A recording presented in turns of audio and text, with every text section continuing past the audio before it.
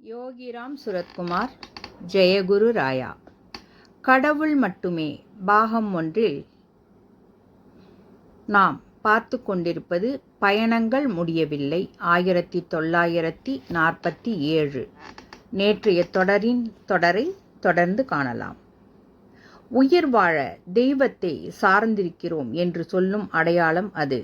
ரமணர் கௌபீனம் மட்டுமே அணிந்திருப்பார். கையில் ஒரு தண்ணீர் பானையும் வாக்கிங் ஸ்டிக்கும் வைத்திருப்பார்.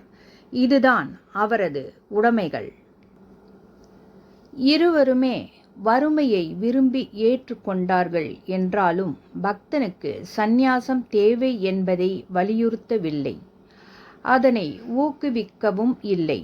ரமணர் மற்றும் ராம் சுரத்குமார் இருவருமே சாமானிய வாழ்க்கை மூலம் விடுதலை அடைவதையே முன்னிறுத்தினார்கள்.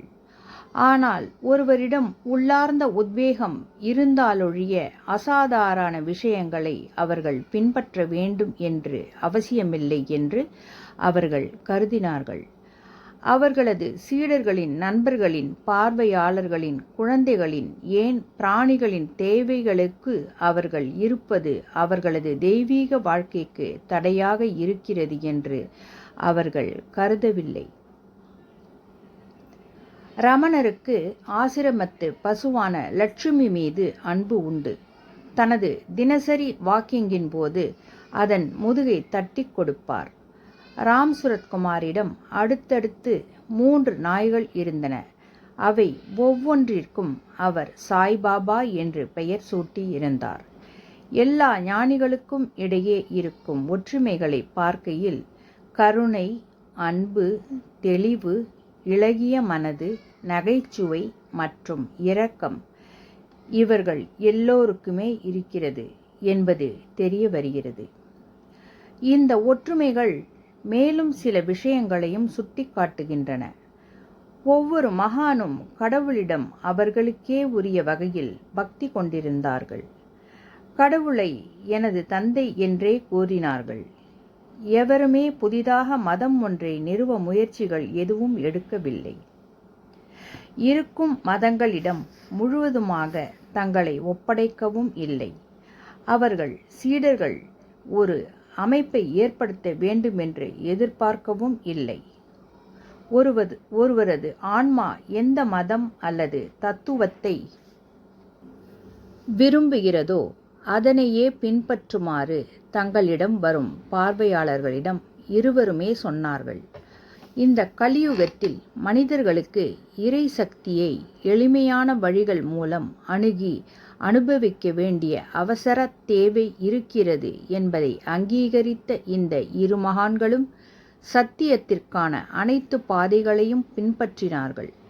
பாதைகளை மேலும் விரிவுபடுத்தினார்கள்.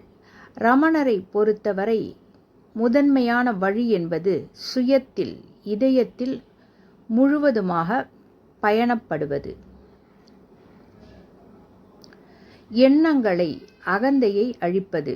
இது உடனடியாக சாத்தியம் இல்லை என்றால் சுய விசாரணை, நான் யார், பரிந்துரைக்கப்படுகிறது. பகவான் ரமணர் மந்திர ஜபம் செய்யும்படியும் தன்னை பின்பற்றுபவர்களை கேட்டுக்கொள்கிறார். இதில் இறை நாமத்தை சொல்வதும் அடங்கும். நேரிடையான பாதையை விரும்புபவர்கள் குருவிடம் முழு சரணாகதி அடையலாம் என்கிறார். சரணாகதி. என்னிடம் சரணாகதி அடையுங்கள். நான் மனதை வீழ்த்துகிறேன். அமைதியாக மட்டும் இருங்கள். மற்றதை பகவான் பார்த்து கொள்வார். ஒருவர் குரு அல்லது இறைவனிடம் சரணடைந்து விட்டால் எந்த சக்தியிடம் அவர் சரணடைந்தாரோ அந்த சக்தி அவரை சரியான பாதையில் இட்டுச் செல்லும். பாதையை பற்றி யாரும் கவலைப்பட வேண்டாம். அனைத்து விபரங்களிலும் குருவுக்கு கீழ்ப்படிய தவறும் போதுதான் சந்தேகம் எழுகிறது. யோகிராம் சுரத்குமார் தந்தை மட்டுமே இருக்கிறார், வேறு யாரும் இல்லை, வேறு எவரும் இல்லை என்று முழங்கினார். இந்த வார்த்தைகள் அவரை பார்க்க வருபவர்களுக்கு கடவுள் மட்டுமே இறுதியான மெய்மை என்பதை புரிய வைத்தது. இறை நாமத்தை சொல்வதன் மூலம் கடவுளை நினைப்பது மற்றும் புகழ்வது என்பதைத்தான் யோகிராம் சுரத்குமார் எப்போதும் ஊக்கப்படுத்தினார். ரமணரோ அல்லது ராம் சுரத்குமாரோ இருவருமே அற்புதங்கள் செய்தவர்கள் என்று சொல்ல முடியாது. ஆனால் பல பக்தர்கள் விளக்க முடியாத சம்பவங்கள் என்று சிலவற்றை நினைவு கூறுகிறார்கள். அதாவது உடல் நலமின்மை சரியாவது, ஆசிகள் பெற்றது என்று பல சம்பவங்களை விவரிக்கிறார்கள். சிலர் தாங்கள் அபாயத்தில் இருக்கும்போது தங்களை நேரிடையாக வந்து காப்பாற்றியதாக சொல்லியிருக்கிறார்கள். ஆனால் இருவருமே இது பற்றி தங்களுக்கு எதுவும் தெரியாது என்று சொல்லிவிடுவார்கள். பக்தர் இறைவனை நினைத்து பிரார்த்தனை செய்யும் போது தெய்வீக நடவடிக்கை உடனே ஆரம்பமாகி விடுகிறது என்கிறார் ரமணர். ராம் சுரத்குமார், அப்படியா, இந்த பிச்சைக்காரனுக்கு எதுவும் தெரியாது, தந்தை மட்டுமே இருக்கிறார், எனது தந்தையின் உன்னதத்தை பாருங்கள் என்று சொல்லிவிடுவார். ஆனால் அற்புதங்கள் பக்தர்களின் மனதிற்கு தெரிந்துவிடும். மனம் கனத்து மனம் கஷ்டப்பட்டு வருபவர்கள் குருவின் ஆசியால் மனம் லேசாகி சென்றார்கள். இது மாதிரியான அற்புதங்கள் 2 மகான்கள் தரப்பிலும் நடந்தன. ரமணர் மற்றும் ராம் சுரத்குமார் இருவருமே பக்தர்களின் விருப்பத்தை மதிப்பவர்கள், அதற்கு செவி சாய்ப்பவர்கள். தனது பக்தர்களின் வேண்டுகோளுக்கிணங்க ரமணர் துன்பத்தை அனுபவிக்க தயாரானார். அதாவது அவரது இறுதி காலத்தில் அவர் விரும்பாவிட்டாலும் பக்தர்களின் வேண்டுகோளுக்கு உட்பட்டு வலிமிகுந்த 3 அறுவை சிகிச்சைகள் செய்து கொண்டார். ஆனால் அறுவை சிகிச்சைகள் அவரது புற்றுநோயை அதிகம் பரவ வைத்துவிட்டது. அவரது எலும்புகள் நோயால் பாதிக்கப்பட்டன. ராம் சுரத்குமார் விஷயத்திலும் நிலைமை இப்படித்தான் இருந்தது. அவரும் அறுவை சிகிச்சை செய்து கொள்ள மறுத்துவிட்டார். உடலை கையாளுவது என் தந்தையின் இச்சை என்று சொல்லிவிட்டார். இறுதியில் பக்தர்களின் இடைவிடாத வேண்டுகோளுக்கு செவிசாய்த்து அறுவை சிகிச்சைக்கு ஒப்புக்கொண்டார்.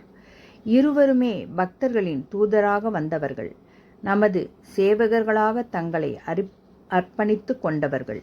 நமது துன்பங்களை அவர்கள் எடுத்துக்கொண்டார்கள்.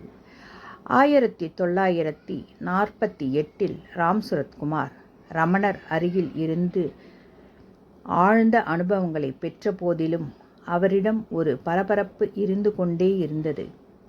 பயணம் முற்று பெறவில்லை, பயணம் தொடர வேண்டும். அதனை அடுத்து தனது இறுதி சுற்றுப்பயணத்தை மேற்கொண்டார்.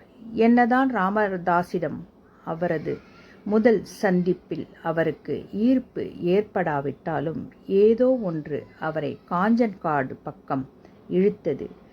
உடனே அவர் காஞ்சன்காடு நோக்கி பயணத்தை துவக்கினார்.